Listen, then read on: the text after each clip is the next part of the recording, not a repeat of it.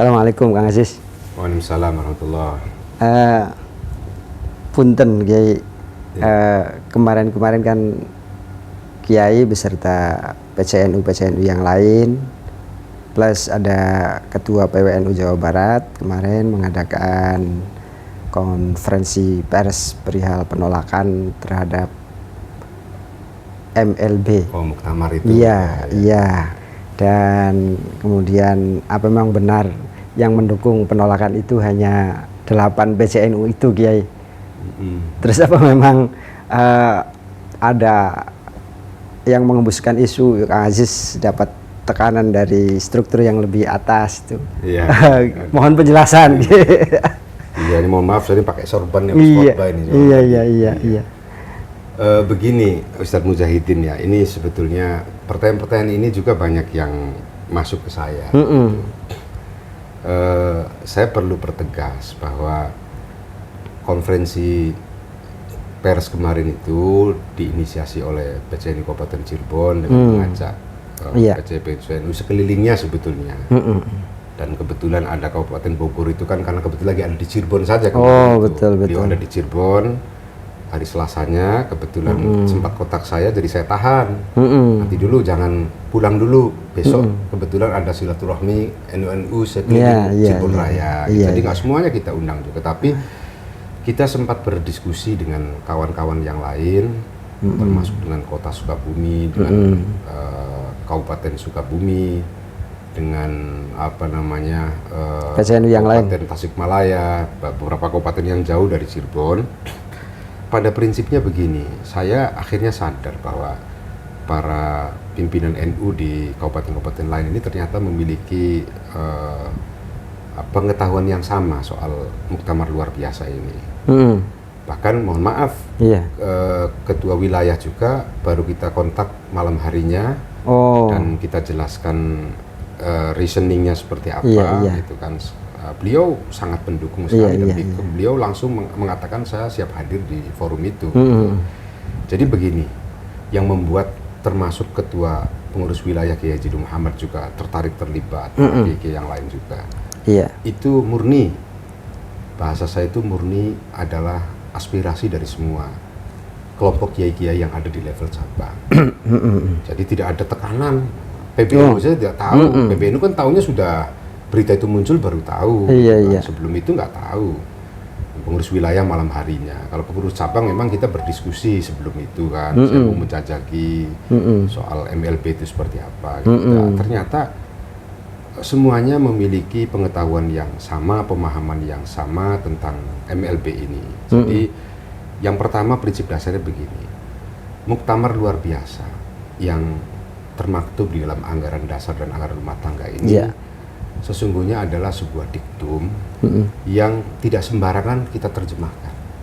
Jadi NU itu jangan disamakan dengan organisasi lain, gitu kan. Ya, mungkin di NU istilahnya muktamar, mungkin di tempat lain ada musyawarah, rapat, tapi yang menjadi luar biasa. Luar biasa ini artinya diselenggarakan di luar siklus umumnya yang diatur dalam anggaran dasar, anggaran rumah tangga. Perkhidmatan yang diatur berapa tahun. Kalau PBNU ya 5 tahun, pengurus cabang juga 5 tahun. Artinya kalau luar biasa itu diselenggarakan jika dipercepat dari siklus itu.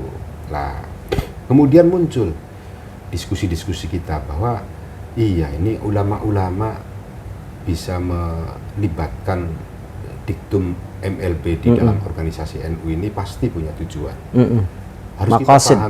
Harus kita pahami lembut. Betul. Karena kalau tradisi kita memahami sesuatu itu, terutama dalam teks-teks syariat itu tidak hanya mantuknya saja. Orang kadang-kadang memahami itu pendekatannya mantuk saja, yang diucapkannya saja, tapi mafhumnya tidak pernah dibaca. Betul. Kita hanya bisa meraba makna eksplisitnya saja, tapi implisitnya tidak pernah kita baca. Nah, teman-teman sepakat bahwa secara implisit sebetulnya MLB itu bagian dari kerangka besar kaidah fikih ad-daruratu tubihul mahdzurat. Jadi sesuatu yang sifatnya darurat kadang-kadang bisa kita lakukan. Kalau dalam syariat itu sesuatu yang sifatnya tidak boleh, kalau darurat itu boleh saja dilakukan. Betul. Nah, jadi MLB ini kan siklus yang tidak normal. Pertanyaannya kalau tidak normal, boleh tidak? Nah, ulama-ulama melihat, pasti begitu. Dilihat apa masalahnya, kan begitu? Apa masalahnya? Lah, sejauh ini yang kita cermati, yang kita analisa, termasuk kemarin yang mengatasnamakan presidium muktamar itu kan, betul. MLP itu kan membuat rilis kan, saya pelajari, saya baca, kesimpulan saya, loh ini kok dunia semua, ini kok sifatnya dugaan semuanya, ya sekalipun dengan fakta-fakta. Iya. Contoh begini yang kelihatan sekali faktual itu, contoh misalnya, mereka menyatakan bahwa PBNU sudah melanggar ADRT karena sudah menerima, gitu kan, tambang, konsesi tambang dari pemerintah. Kenapa kok melanggar? Karena sudah sejak awal di dalam forum Bahsul Masail, tambang batu bara itu dihukumi haram oleh hasil keputusan Bahsul Masail. Karena haram ini lalu NU melanggar kok sesuatu yang haram kok dilanggar. Nah, ini yang perlu kita luruskan. Pertanyaannya, haram itu min haitsu ainihi, min haitsu nafsihi, atau min haitsu arifihi. Apakah dilihat dari perspektif memang tambang itu sendiri tidak boleh? Ini kan ma'dan ini kan, tambang itu tidak boleh, atau min haitsu aridihi, atau dari sisi sesuatu yang timbul dari perbuatan-perbuatan menambang. Nah, ini harus kita lihat. Nah, kalau kita mau jujur, namanya mengeksploitasi alam itu ya sudah menjadi bagian dari kewajiban kita imaratul ardi. Iya, betul. Manusia itu kan punya fungsi khalifatullah. Maka karena khalifatullah, maka bagaimana memanfaatkan seluruh potensi alam semesta ini dimaksimalkan untuk kepentingan seluas-luasnya, kepentingan maslahah seluas-luasnya. Nah, jelas kan? Nah, oleh karena itu kita harus pelajari kenapa kok NU menghukumi haram. Oh, ternyata di situ merusak ekologi. Orang-orang aktivis lingkungan, nggak ada yang setuju tuh dengan aktivis penambangan. Tidak ada yang setuju. Para aktivis dan pegiat lingkungan tidak akan ada yang setuju dengan kegiatan penambangan. Pertanyaannya, kok kenapa mereka bisa tidak setuju? Apakah pemerintah tidak mengatur soal menyeimbangkan ekosistem?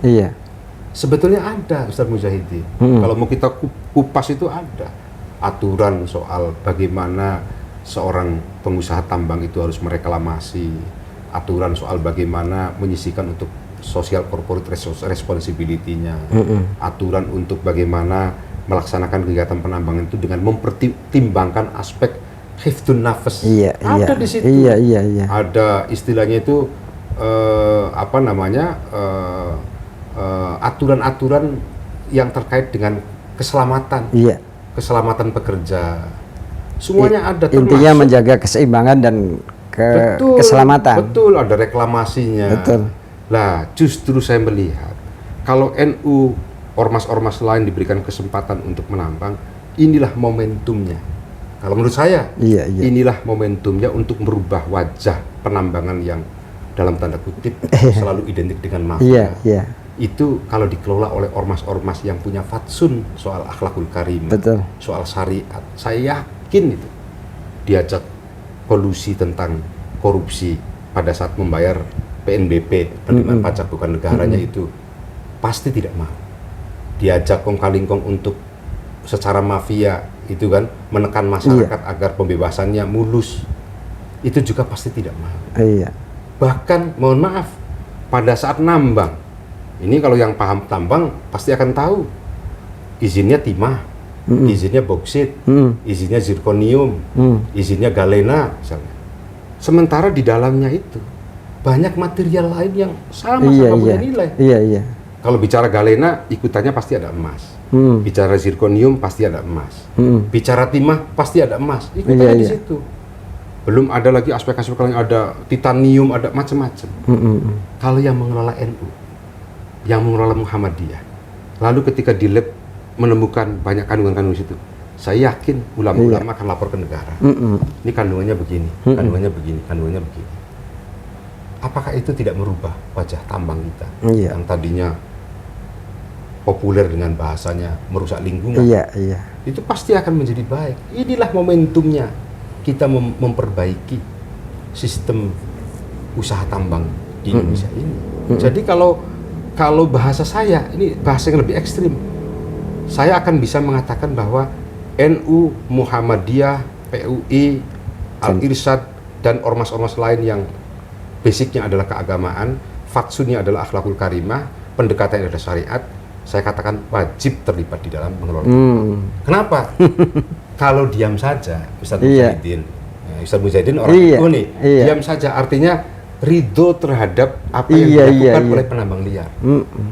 Ridho bisai, ridho bima, ya tawarruku minhu. Itu kaidah, itu sesuatu yang kita restui, maka dampak dari yang kita restui pun akan berdampak kepada kita. Kebagian dosa gampang. Kebagian dosa, misalnya mafia sampai diem saja, ya sampean dosa. Padahal sampean tahu kan, mafia di mana itu. Makanya soal ini khilafiyah, dzonniyah. Jangan dianggap ini melenceng dari ADRT. Betul. Nah, maka oleh karena itu saya akhirnya dan banyak kiai yang lain yakin betul bahwa hari ini tidak ada momentum muktamar luar biasa itu diafirmasi, dilegalkan. Iya. Semua kiai saya yakin, saya jamin itu. Karena mereka semuanya mengungkapkan dengan sesuatu yang sifatnya dzonniyah. Iya. Ganti kepemimpinan akan lebih baik, belum tentu. Iya. Mau ganti pimpinan akan lebih, belum tentu. Mau ganti apa lagi, belum tentu semuanya. Dzonniyah. Sementara mafsadatnya depan mata. Iya. Apa coba? Ya bisa langsung saya jawab. Logikanya, ketika sesuatu yang sifatnya satu, lalu kemudian dipecah-pecah. Iya. MLB ini kan salah satu instrumen untuk memecah ini kan, maka pasti tafarruq, akan muncul tafarruq, akan muncul tanazu, pertikaian, iya, betul. Permusuhan pasti muncul, iya. Saling berpisah pasti muncul. Dan kita tanya kepada semua ulama, apakah tindakan yang menyebabkan persatuan dan kesatuan itu hilang, apakah dihukumi boleh menurut agama? Pasti semuanya mengatakan haram. Di sisi lain citra dan muruah marwah NU. Oh iya, kalau itu sudah pasti. Jadi di mana pertanyaannya? Lalu kan orang bertanya kepada kami ini kan. Lalu MLB itu untuk apa? Kan sudah ada aturannya. Nah inilah kita harus jeli memahami kiai-kiai ini. MLB itu ya tentu kita lakukan kalau memang situasinya sudah darurat, mendesak banget. Misal contoh misalnya, naudzubillah ya, misalnya pimpinannya, apakah itu Rois Am, ketua umumnya tiba-tiba wafat misalnya. Itu terus kemudian waktunya masih panjang, bisa saja para kiai-kiai merumuskan sudah segera kita lakukan muktamar atau terlibat fawahish itu. Oh iya, misalnya ya namanya tidak maksum. Iya. Seorang kiai juga tidak maksum. Namanya tidak maksum artinya punya peluang berbuat maksiat. Kalau tiba-tiba berbuat maksiat fawahish tadi yang citranya akan menjatuhkan NU dengan luar biasa, MLB ini menjadi pilihan bagi kiai-kiai untuk melegalisasi aturan-aturan organisasi ini. Jadi kalaupun ada MLB itu ya sifatnya mahal banget ya. Oh iya, harus betul-betul dihitung. Harus betul-betul dihitung. Saya yakin kalau ulama-ulama kita itu faqih, ulama-ulama kita itu paham soal kaidah-kaidah fikih gitu kan. Saya yakin tentang MLB seperti ini itu nggak ada yang setuju. Saya yakin. Nah, kalau setuju gimana? Nah, ini yang harus kita kupas. Kalau misalnya ada kok ngotot padahal mereka faqih, mereka alim, mutabakhir fil ulum, itu kiai-kiai itu yang berkumpul ya, mohon maaf ya, saya juga hormat ta'zim terhadap keilmuannya. Alim. Tapi kan begini, manusia itu kan selalu diliputi oleh khoto. Al-insan mahal khoto kan. Kita tidak sadar ternyata bisikan setan lebih dominan misalnya. Gitu kan. Jadi pernyataannya, gagasannya itu justru berpotensi dikelabui oleh bujukan dan rayuan setan. Sehingga menghilangkan aspek-aspek hukum yang tadi rasional tadi. Gitu kan. Yang rasional itu menjadi hilang. Karena soal nafsu tadi. Jadi banyak kemungkinannya tadi satu itu ya, dan saya sih berharap ya semoga sih itu gitu. Semoga sih itu ya, artinya karena keluputan saja. Kalau luput itu kan semua orang kalau luput kan bisa kita maafkan. Yang paling berbahaya nih Ustadz Mujahidin, paling berbahaya dan naudzubillah kalau itu memang terjadi adalah karena tadi ya setiap orang yang saya yakini alim mutabakhir fi ulumid diniyah orang yang memang betul-betul alim di bidang ilmu agama, paham fikih, paham kaidah fikih, paham usul fikih, kemudian mengkontekstualisasi MLB tadi dengan situasi dan dampak-dampaknya gitu kan, pasti akan istilahnya itu menolak ataupun pasti akan merasa bahwa oh ini mafsadah ini pasti kan gitu kan, mafsadatnya akbar, mafsadatnya lebih besar dari manfaatnya misalnya. Betul. Nah, itu bisa jadi sesungguhnya muncul dari orang-orang yang mohon maaf ideologi NU-nya juga nggak jelas. Karena juga ya mohon maaf banyak orang juga berkepentingan NU ini tidak menjadi satu, tidak kuat. Itu banyak kelompok-kelompok tertentu yang tidak menginginkan NU seperti itu. Ya salah satunya misalnya mengkloning orang agar seolah-olah aktif di NU beberapa tahun sebelumnya misalnya kan.